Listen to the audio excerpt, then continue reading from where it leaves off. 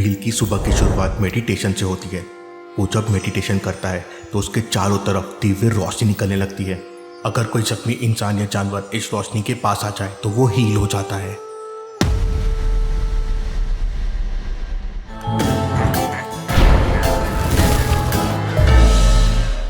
भील पूरे फोकस के साथ मेडिटेशन कर रहा था कि तभी अचानक वहां पर एक पक्षी आ जाता है।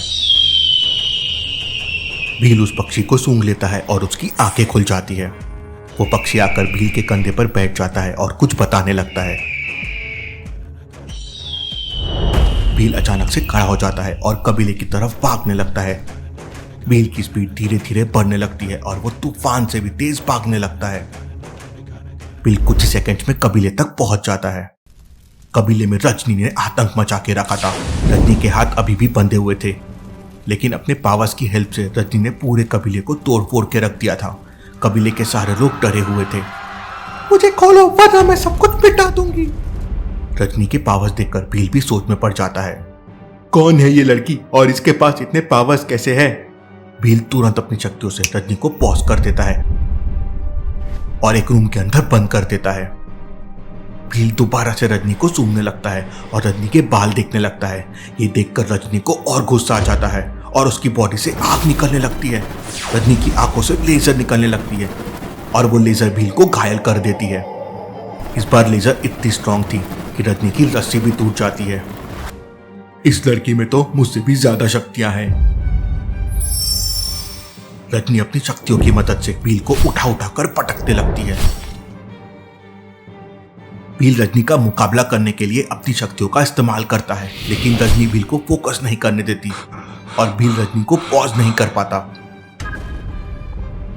खुद को बचाने के लिए भील पूरी ताकत से जमीन पर एक लात मारता है और ऊपर चला जाता है। ऊपर जाते ही भील फोकस करता है और रजनी को पॉज कर देता है।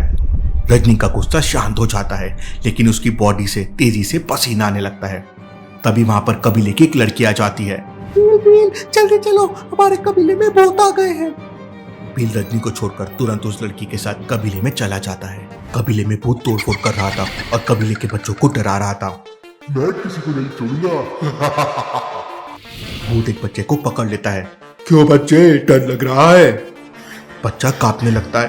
Mummy mummy. तभी वहां पर भील आ जाता है।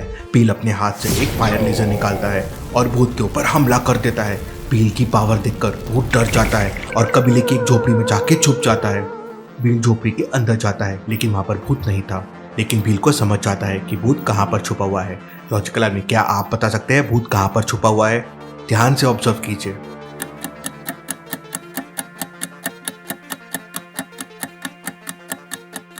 झोपड़ी के अंदर बहुत सारे सूखे कद्दू लटके हुए हैं, लेकिन एक कद्दू बिना धागे के लटका हुआ है। अब भला ये कैसे पॉसिबल है? भील को समझ में आ जाता है कि ये भूत कद्दू बनकर छुपा हुआ है। भील भूत को पकड़ता है और तेज तनादन उसकी धुनाई करता है।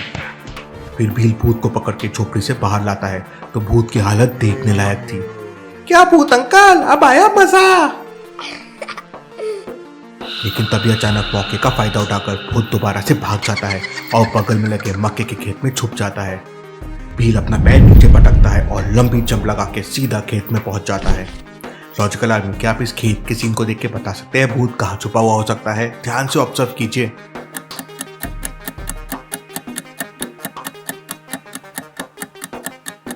ये वाला मक्का उल्टा लटका हुआ है।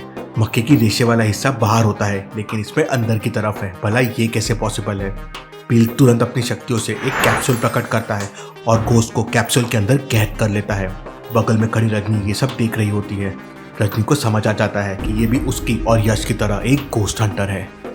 उधर यश अपने कोशिश में स्विमिंग कर रहा था। पता नहीं रजनी कहाँ होगी, कितने दिन हो गए उसकी कोई खबर नहीं है। यश पानी से बाहर आता है और स्विमिंग पूल के किनारे पर बैठकर एप्पल खाने लगता है। तभी अचानक यश को कुछ कुछ याद आने लगता है। यश बहुत छोटा है और एक छोटे से टब में बैठकर नहा रहा है। कोई लोटे से यश पर पानी डाल रहा है। मुझे कौन नहला रहा है? मुझे उसका चेहरा क्यों नहीं याद आ रहा है? क्या वो मेरी मम्मी थी? कौन हूं मैं? तभी अचानक यश के मोबाइल की रिंगटोन बजती है, लेकिन यश अपने बचपन के ख्यालों में खोया हुआ था। उसे कुछ भी सुनाई नहीं दे रहा था। 1, 2, 3 जब चौथी बार रिंगटोन बजती है तो यश ख्यालों से बाहर आता है। यश कॉल रिसीव करता है तो डायमंड शोरूम का मालिक रौनक यश से कहता है, सर प्लीज यहाँ जल्दी आ जाइए। अरे यार पहले लोकेशन तो बताओ। तब रौनक बताता है कि रिंग रोड पर उसका डायमंड शोरूम है। वो सब तो ठीक है, लेकिन मैं वहां आऊं क्यों? सर मेरे डायमंड शोरूम में अचानक बहुत सारे भूत आ गए हैं। यश तुरंत समझ जाता है कि क्रूज यूनिवर्स का दरवाजा रौनक के डायमंड शोरूम में खुला है। यश तुरंत अपने कपड़े पहनता है और वहां के लिए निकल पड़ता है। यश रिंग रोड पे पहुंच जाता है, लेकिन वहां पर एक नहीं बल्कि 3 डायमंड के शोरूम थे।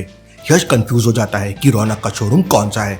लॉजिकल आर्मी, क्या आप बता सकते हैं कौन सा शोरूम रौनक का हो सकता है, ए बी या सी? सोचिए लॉजिकल आर्मी।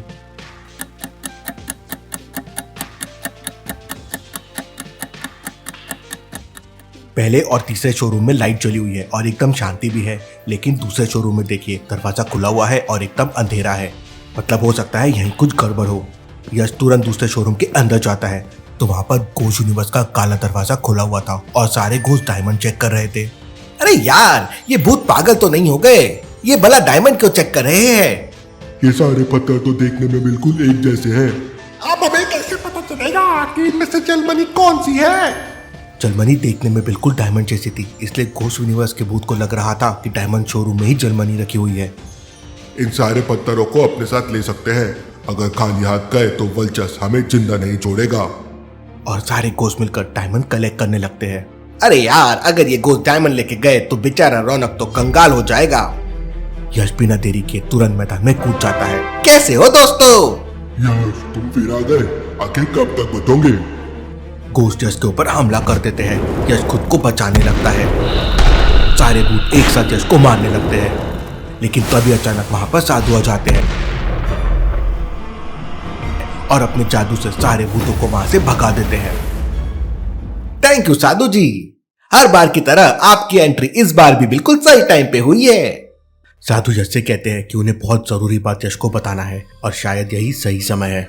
इसके बाद साधु यश को बताते हैं, कई साल पहले समुद्र के किनारे एक टोकरी में तुम मुझे मिले थे।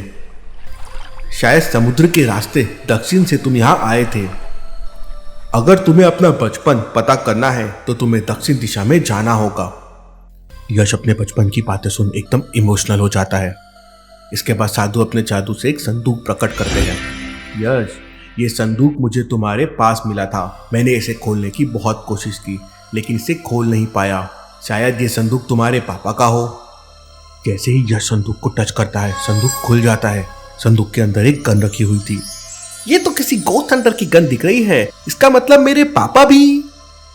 यश की बात खत्म होने से पहले ही वहां से साधु गायब हो जाते हैं। क्या यश के पापा भी गोस्ट हंटर थे?